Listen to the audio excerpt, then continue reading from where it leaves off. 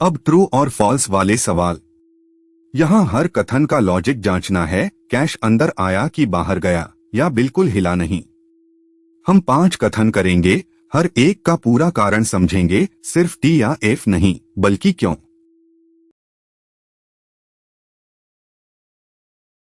पहला कथन, fixed asset की वैल्यू बढ़ने से बिजनेस में कैश बढ़ जाएगा। ये गलत है। फिक्स्ड एसेट की वैल्यू बढ़ना सिर्फ किताब में दिखता है, असली पैसा अंदर नहीं आता। कैश तब आता जब एसेट बेची जाती।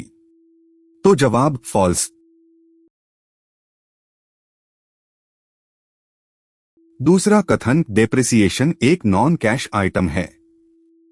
ये सही है, ट्रू। डेप्रिसिएशन में असली पैसा नहीं निकलता, सिर्फ प्रॉफिट घटता है। इसीलिए तो इनडायरेक्ट मेथड में हम प्रॉफिट में डेप्रिसिएशन वापस जोड़ते हैं, क्योंकि कैश पर इसका असर नहीं।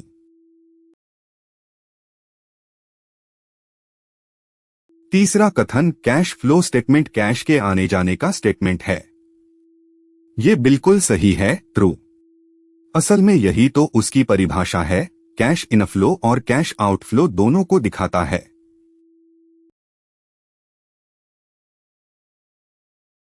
चौथा कथन, शेयर जारी करने पर कैश आउटफ्लो होगा। ये उल्टा है, गलत।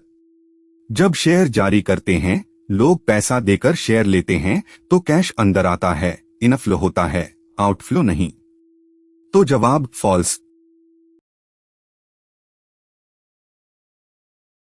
पांचवा कथन, इनकम टैक्स कैश फ्लो में ऑपरेटिंग का आइटम है।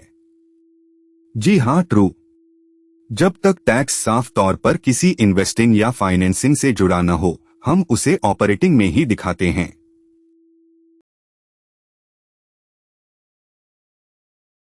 रिवाइज कर लो।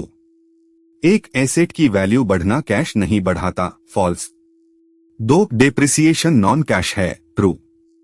3 cash flow statement inflow outflow का स्टेटमेंट है, ट्रू।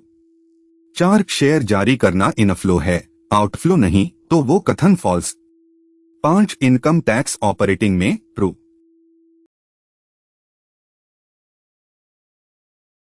ट्रू फॉल्स पूरे हो गए। अगले वीडियो में मैच द कॉलम्स करेंगे, कॉलम ए को कॉलम बी से मिलाना। फुल कोर्स ANPboard.ai पर।